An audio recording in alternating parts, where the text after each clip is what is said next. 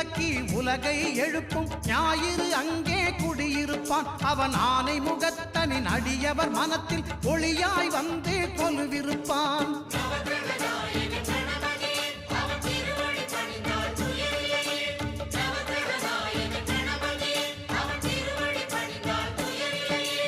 ஒன்பது கோளும் ஒன்றாய் காண அங்கு கற்பகம் என்னும் கடவுளின் மெய்யில்